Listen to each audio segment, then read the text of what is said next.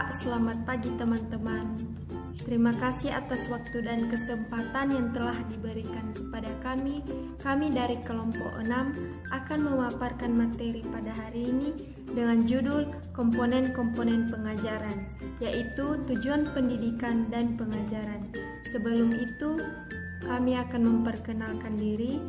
Saya Veronica Victoria Nazara sebagai moderator dan pembicara pertama, Arlina Lauli sebagai pembicara kedua, dan Sirilus Suryadi Telembanua sebagai pembicara ketiga. Baiklah, mari kita mulai. Baiklah, materi pertama yaitu tentang pengertian pendidikan dan pengajaran. Perlu kita tahu bahwa pengertian pendidikan adalah usaha sadar dan terencana untuk mewujudkan suasana belajar dan proses pembelajaran agar peserta didik secara aktif mengembangkan potensi dirinya untuk memiliki kekuatan spiritual keagamaan, pengendalian diri, kepribadian, kecerdasan, akhlak mulia, serta keterampilan yang diperlukan dirinya, masyarakat, bangsa, dan negara. Jadi, pendidikan merupakan suatu proses perubahan tingkah laku peserta didik dari yang tidak tahu menjadi tahu, dari yang tidak terampil menjadi terampil, dan sebagai anggota masyarakat dalam lingkungan peserta didik itu berada. Sedangkan pengajaran merupakan suatu cara bagaimana mempersiapkan pengalaman belajar bagi peserta didik. Dengan kata lain, pengajaran adalah suatu proses yang dilakukan oleh para guru dalam membimbing, membantu, dan mengarahkan peserta didik untuk memiliki pengalaman belajar. Demikianlah pembahasan materi dari saya. Selanjutnya akan dijelaskan oleh Arlina Lauli.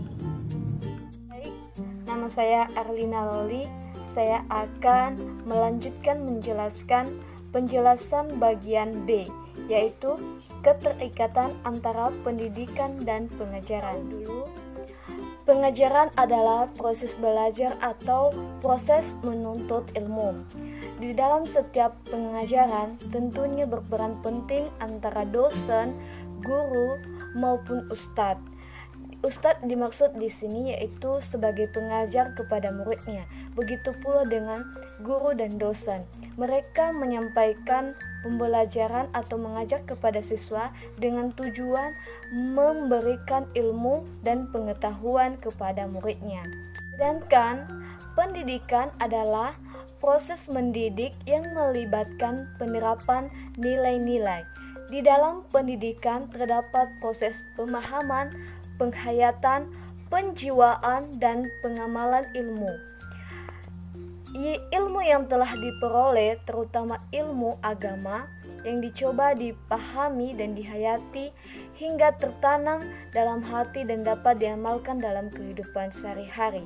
Dengan kata lain, pendidikan ini menyangkut tentang akhlak. Kita mengetahui apa itu pendidikan dan apa itu pengajaran, bahwa pengajaran itu adalah proses menuntut ilmu dan pendidikan itu adalah proses mendidik. Sekarang kita kaitkan antara pengajaran dan juga pendidikan. Kita tidak bisa mendidik saja tanpa memberi ilmu. Begitu sebaliknya, kita tidak bisa memberi ilmu tanpa mendidik. Itulah keterkaitan antara pengajaran dan juga pendidikan.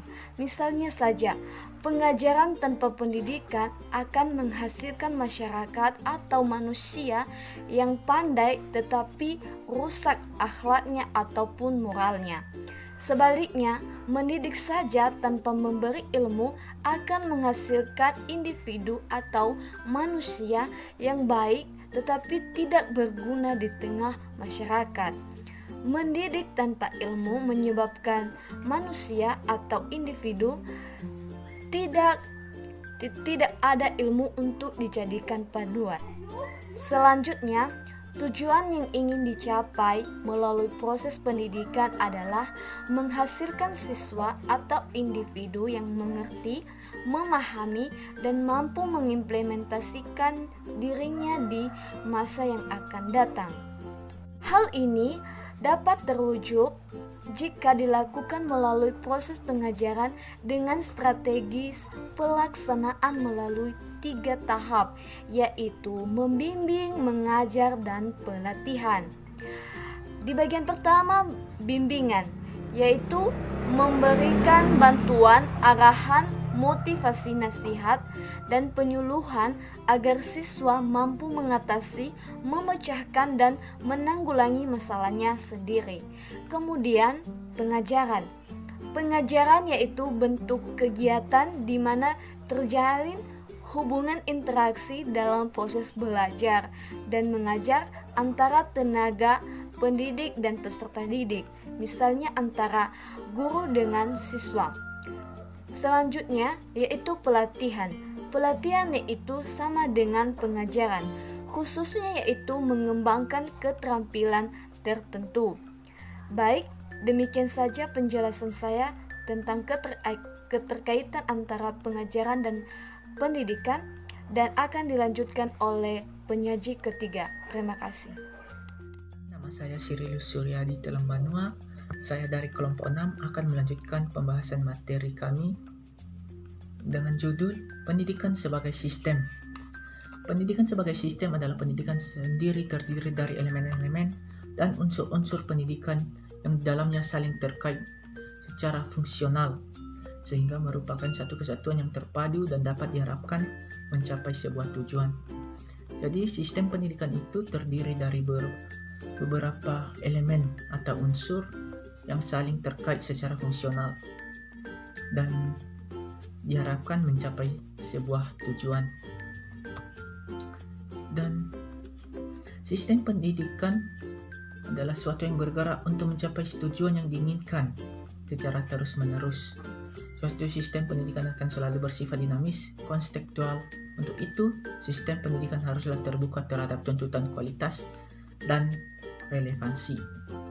Jadi, sistem pendidikan itu terus sesuatu yang bergerak untuk mencapai tujuan. Jadi, sistem pendidikan itu terus berkembang untuk mencapai sebuah tujuan menjadi lebih baik.